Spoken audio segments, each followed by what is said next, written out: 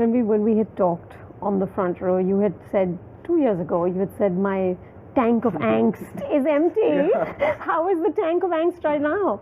The tank of angst is, it's okay, it's balanced. Ah, As of now, there's something about me as a person because I used to be not obese, I used to be the fat kid for a large portion of my life. So, the kind of, uh, sort of the way I'm structured, is I get a lot of my own self confidence and my happiness and joy comes from my physical well being, you know. So, when I get injured, the exact opposite happens. You know, I go into the negative. I go down into the dumps. I get very low, very very depressed. It just I feel completely shattered. I went through a lot when my shoulder got busted. It really, I mean, I came crashing down. Um, because it happened at a stage, you know, I knew that we were going in for the action schedule, and I thought to myself, man, if I'm gonna if I'm gonna have to portray a killing machine, I had better be a killing machine.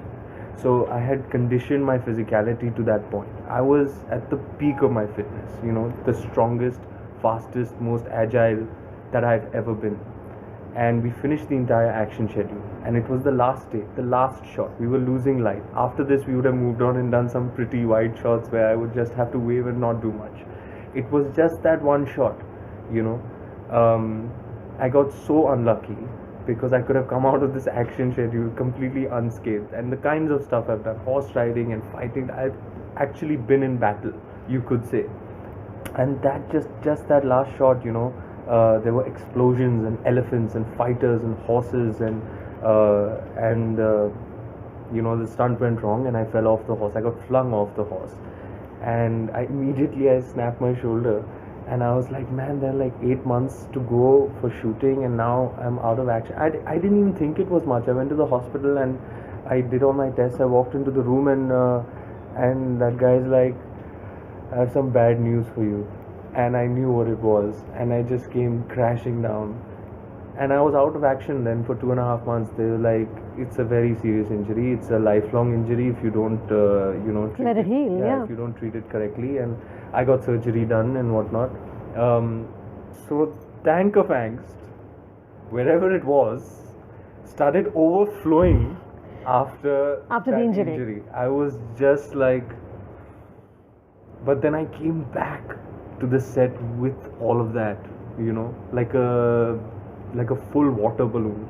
You just had to just nudge me and it will all come gushing out. You, Ranveer, my friend, are a big attention seeker, aren't you? Yeah, I guess so. Do you love it? I guess so. I've never thought about it that way. Um, when you become an actor and people start analyzing you as a person and breaking down your traits and personalities, you get written about and people express their opinion about your persona or whatever. That's when I learned that okay, I might be this way. I never thought of it like that. That's just the way I No, am. because a lot of actors like Shah Rukh can all say they're inherently shy people, but you're not a shy person. No. No, I'm not a shy person. And you know, if you were to interact with anybody who's known me ever since I was a kid, they'll tell you that, you know, the things are just the way they used to be.